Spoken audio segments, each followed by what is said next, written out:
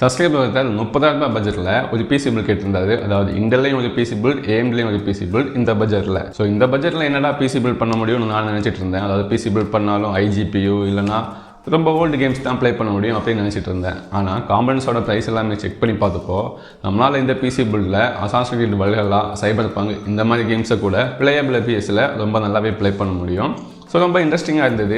அதே வேளையில் இந்த பிசி பில்டுக்கு ஒரு பெரிய டிஸ்அட்வான்டேஜும் இருக்குது. அதுவும் என்னென்னு நான் இந்த வீடியோட கடைசியில் சொல்கிறேன். ஸோ இந்த வீடியோவை ஸ்கிப் பண்ணாமல் கடைசி வரைக்கும் பாருங்கள், அப்போ தான் புரியும். ஸோ வாங்க இப்போ ஆரம்பிக்கலாம். ஸோ முதல்ல இன்டெல் பிசி பில்ட் பண்ணலாம். இந்த இன்டெல் பிசி பில்ட் தான் ரொம்பவே இன்ட்ரெஸ்டிங்காக இருந்தது.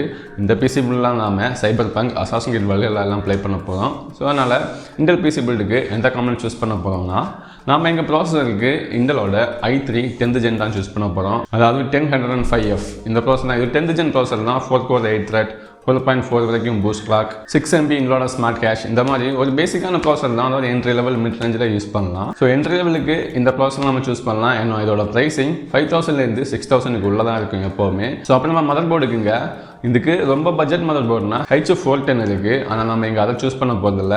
ஏன்னா நமக்கு நிறையவே பிசி லேன்ஸ் தேவைப்படுது. ஏன்னா நம்ம யூஸ் பண்ண போகிற கிராஃபிக்ஸ் கார்டு கொஞ்சம் புதிய கிராஃபிக்ஸ் கார்டு. அதனால நான் இங்கே H470 தான் சூஸ் பண்ண போகிறேன். இதில் இன்னுமே நிறைய பிசி லேன்ஸ் இருக்குது கம்பேர் டு H410. ஸோ அதனால் நான் இங்கே H470 தான் சூஸ் பண்ண போகிறேன். இந்த மதர்போர்டோட ப்ரைஸிங் கூட 5,000லேருந்து 6,000 இருக்கும். நீங்கள் H410 போனால் கூட அதோட ப்ரைஸிங்கும் ஆல்மோஸ்ட் இந்த மாதிரி தான் இருக்கும். ஸோ எப்போவுமே H470 போகிறதே பெட்டர். அதில் இன்னுமே நிறைய ஃபீச்சர்ஸ் இருக்குது. அதாவது லேட்டஸ்ட் USB போர்ட் கூட இருக்குது, 3.2 Gen 2. அதே வேளையில் NVMe SSD சப்போர்ட்டுமே இருக்குது. அப்புறமா ரொம்ப முக்கியமான இந்த பிசி பில்டுக்கான கிராஃபிக்ஸ் கார்டு. இந்த பிசி பில்டுக்கான கிராஃபிக்ஸ் கார்டு நான் இங்கே எதை சூஸ் பண்ண போகிறேன்னா AMDயோட 6400 தான். ஆக்சுவலாக 6400னாலே நிறைய பேருக்கு பிடிக்காது. அதுக்கான ரீசனையும் நான் சொல்கிறேன். இந்த 6400ல் ஹார்ட்வேர் சைட்லேருந்து எந்த ஒரு வீடியோ என்கோடரோ டிகோடரோ கிடையாது. இதனால் நம்மளால் வீடியோ ரெண்டரிங் எல்லாமே ரொம்ப ஸ்லோவாக தான் பண்ண முடியும். ஸ்க்ரீன் ரெக்கார்டிங் கூட GPU சைட்லேருந்து சரியாக பண்ண முடியாது, ஸ்டேபிளாகலாம் இருக்காது. அதனால தான் இந்த கிராஃபிக்ஸ் கார்டை யாருக்குமே பிடிக்கிறதில்ல. ஆனால் இந்த கிராஃபிக்ஸ் கார்டில் கேமிங் பண்ண முடியும்னா ரொம்ப சூப்பராகவே பண்ண முடியும். ஏன்னா இந்த கிராஃபிக்ஸ் கார்டோட ப்ரைஸிங் கூட 10,000 தான். இந்த 10,000 பட்ஜெட்டில் எந்த ஒரு கிராஃபிக்ஸ் கார்டுமே இதுக்கு ஈக்குவலாக கிடையாது. இந்த கிராஃபிக்ஸ் கார்டை எது கூட கம்பேர் பண்ணலான்னு பார்த்தா நம்மளால் GTX 1650 கூடயே கம்பேர் பண்ணலாம். ஆல்மோஸ்ட் அதுக்கு ஈக்குவலான FPS தான் இந்த கிராஃபிக்ஸ் கார்டுமே கொடுக்கும். சில கேம்ஸில் அப் அண்ட் டவுனாக இருக்கும். ஆனால் அதுக்கு ஈக்குவலான பெர்ஃபார்மன்ஸை இந்த கிராஃபிக்ஸ் கார்டுலையுமே நம்மளால் எதிர்பார்க்க முடியும். அதாவது 10,000 பட்ஜெட்லேயே நம்மளால் GTX 1650யோட பெர்ஃபார்மன்ஸை அச்சீவ் பண்ண முடியும். அந்த GTX 1650யோட ப்ரைஸை பார்த்தோம்னா ஆல்மோஸ்ட் 14,000 கிட்ட வரும். சம்டைம்ஸ் அதுக்கு அதிகமாக கூட இருக்கும். ஸோ அதனால தான் நான் இந்த கிராஃபிக்ஸ் கார்டை சூஸ் பண்ணியிருக்கேன். ஸோ இந்த கிராஃபிக்ஸ் கார்டு வேணும்னா கண்டிப்பாக வீடியோ டிகோடர் என்கோடிங் எல்லாம் தேவைப்படுதுன்னா நீங்கள் Nvidia சைட்லேருந்து GTX 1630 சூஸ் பண்ணலாம். ஆனால் அதில் இந்த அளவுக்கு FPS இருக்காது. ஆனால் எடிட்டிங் சைடு போனீங்கன்னா அந்த Nvidia கிராஃபிக்ஸ் கார்டு பெட்டராக இருக்கும். ஸோ உங்களுக்கு எது பிடிச்சிருக்கோ அதை சூஸ் பண்ணுங்கள்.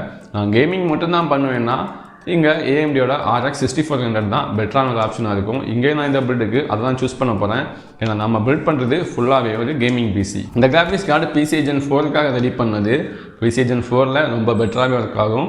இருந்தாலுமே PC Gen 3லையும் ஒர்க் ஆகும் தான், எந்த பிரச்சனையும் இல்லை.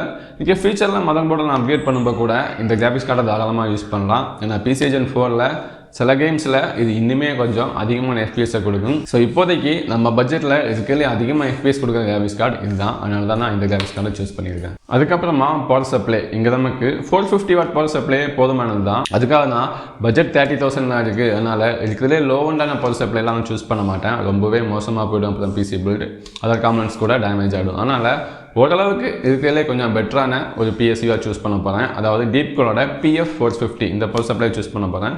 இதில் கொடுத்துருக்க ப்ரொடக்ஷன்ஸ் ஓரளவுக்கு டீசெண்டாக இருக்குது. ரொம்ப பெஸ்ட்டுன்னு சொல்ல மாட்டேன்.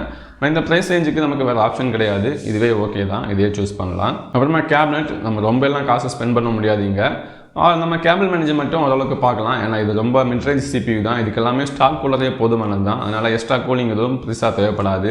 ஸோ நான் இங்கே ஆன்டிஸ்போர்ஸோட 1000 PS இந்த கேபினெட்டை சூஸ் பண்ண போகிறேன். இதில் ஏர் ஃப்ளோலாம் ரொம்ப பெட்டராக இருக்காது. ஆனால் கேபிள் மேனேஜ்மெண்ட்லாம் நம்மளால் ஓரளவுக்கு பண்ண முடியும். இது ரொம்பவே என்ட்ரி லெவல் ப்ராசஸர்னால ஸ்டாக் கூலர்லேயே இது ஈஸியாக கூலாகும்.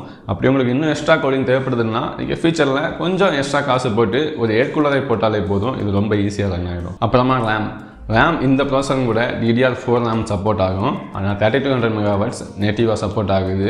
நம்ம 2666 MHz தான் இந்த ப்ராசஸர் சப்போர்ட் ஆகும். ஸோ நாம இங்கே அதையே சூஸ் பண்ணலாம். கொஞ்சம் பட்ஜெட்டும் சேவ் பண்ண மாதிரி இருக்கும். ஸோ இங்கே தான் சிலிக்கான் போர்டோட 8GB 2 ஸ்டிக் சூஸ் பண்ண போகிறேன். அதாவது 16GB அப்போ தான் நம்மளால் டுவல் சேனல் ரேம் இதில் யூஸ் பண்ண முடியும். பெர்ஃபார்மன்ஸும் நல்லா இருக்கும். 16 GB ரேம் இனிமேல் பெர்ஃபார்மன்ஸை ரொம்ப இம்ப்ரூவ் பண்ணும். அதே வேளையில் இந்த ரேமோட ப்ரைஸிங் 1500க்கு உள்ளதாக இருக்கும் எப்போவுமே. ஸோ பட்ஜெட்டும் ரொம்ப சேவ் பண்ண முடியும். அந்த கமெண்ட்ஸில் நம்ம அந்த பட்ஜெட்டை இன்வெஸ்ட் பண்ணலாம்.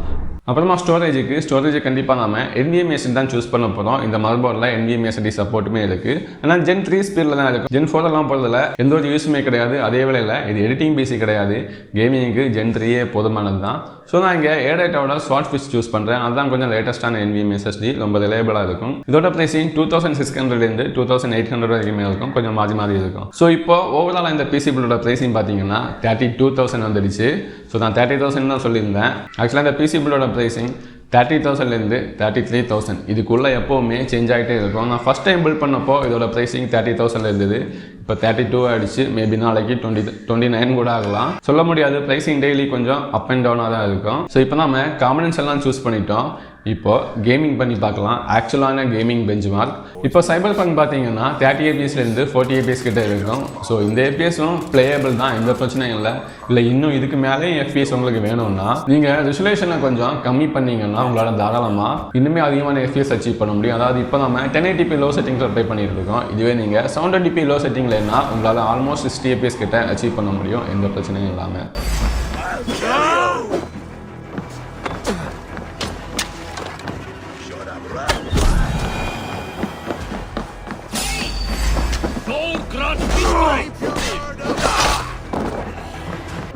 This nigga must got the baby dick.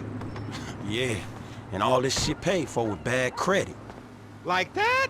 Bobby.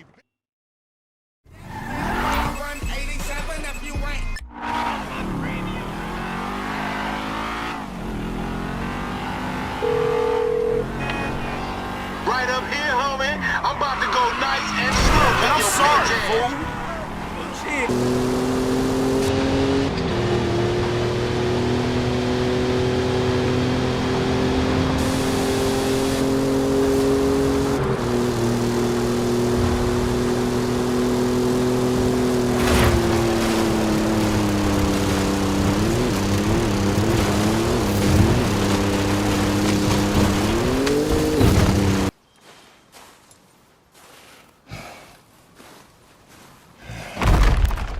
Leaving so soon?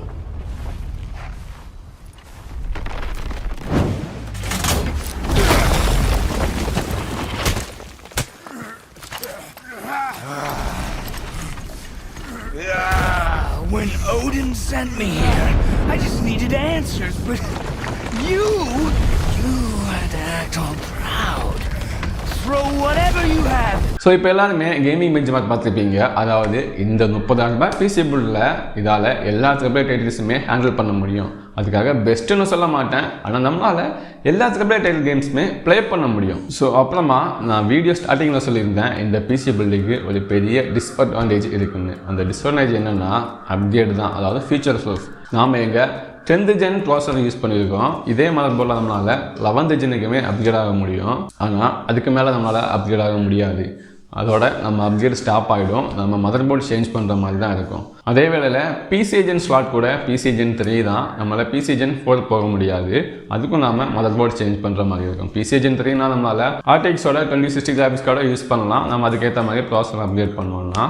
இருந்தாலுமே இந்த பிசி பில்ட் ஒரு ஃபீச்சர் ப்ரூஃப் கிடையாது. ரேம் கூட 2666 MHz தான். இங்கே நம்ம யூஸ் பண்ணியிருக்க அந்த NVMe SSD தவிர மற்ற எந்த காமெண்ட்ஸுமே ஒரு ஃபீச்சர் ப்ரூஃப் கிடையாது. அதாவது ஃபீச்சரில் நீங்கள் கொஞ்சம் முன்னாடி அப்கிரேட் ஆகலாம், அதுக்காக ரொம்ப அப்கிரேட் ஆகி போக முடியாது. ஸோ இந்த பிசி பில்ட் பண்ணிங்கன்னா நீங்கள் இன்டலோட 11th ஜென்னோட அப்படியே ஸ்டாப் ஆகிடுவீங்க. அதுக்கு மேலே நீங்கள் பெருசாக மதர்போர்ட் ப்ராசஸர் எல்லாமே அப்கிரேட் பண்ணுற மாதிரி தான் இருக்கும். ஸோ இதுதான் இந்த பிசி பில்டோட ஒரு டிஸ்அட்வான்டேஜ். ஸோ அப்புறமா AMD சைடில் போனோம்னா இதே பிசி பில்டை நம்மளால் AMD சைடில் பண்ண முடியும். ஆனால் ஒரு 1000 rupees இல்லைனா 2000 rupees ப்ரைஸ் அதிகமாக இருக்கும். அதாவது இதே காம்பனன்ட்ஸில் நாம் AMDயோட Ryzen 4100 இல்லைனா 4500 இந்த ப்ராசஸர்லாம் யூஸ் பண்ணால் இப்போ 2000 rupees இல்லைனா 3000 ப்ரைஸ் இன்க்ரீஸில் நம்மளால் இதே பிசி பில்டப் பண்ண முடியும். இதே பர்ஃபார்மன்ஸையும் அச்சீவ் பண்ண முடியும். எந்த டிஃப்ரெண்ட்டுமே இருக்காது. ஸோ அப்புறமா ஃபீச்சர் ப்ரூஃபாக பில்ட் பண்ணணும். அதாவது எனக்கு ஃபீச்சர் ப்ரூஃபாக வேணும், அதாவது ஃபீச்சரில் தான் அப்கிரேட் பண்ணிகிட்டே போகணும், அவ்வளோ சீக்கிரமெல்லாம் ஸ்டாப் ஆகக்கூடாதுன்னா அதுக்கு நாம் கண்டிப்பாக AMD தான் போய் ஆகணும். AMDயில் தான் ஃபீச்சர் ப்ரூஃப் பில்ட் இருக்குது. ஸோ இதே பட்ஜெட்டில் ஃபீச்சர் ப்ரூஃபோட ஒரு பிசி பில்ட் பண்ணணும்னா கண்டிப்பாக நம்மளால் கிராஃபிக்ஸ் கார்டு சூஸ் பண்ண முடியாது. ஏன்னா நம்ம எங்கள் ஃபீச்சர் ப்ரூஃப் ஒரு பிசி பில்ட் பண்ணோம்னா ஏஎம்டியோட ஐஜிபி தான் போய் ஆகணும். அதாவது ஏஎம்டியோட 5600Gல தான் ஒரு பிசி பில்ட் பண்ண முடியும். ஸோ இந்த 5600G சூஸ் பண்ணனால நம்மளால் B550 மதர்போர்டை சூஸ் பண்ண முடியும்.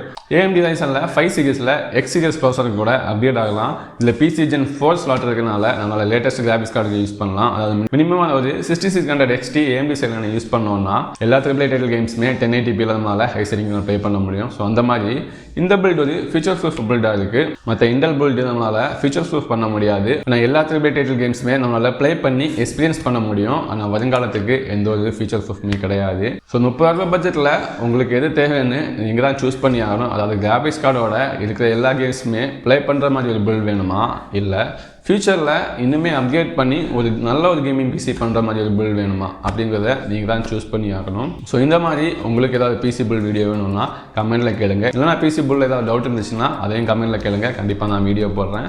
ஸோ இந்த வீடியோ பிடிச்சிருந்தா இந்த வீடியோக்கு லைக் பண்ணுங்கள். மறக்காம என்னோட சேனலை சப்ஸ்கிரைப் பண்ணுங்கள்.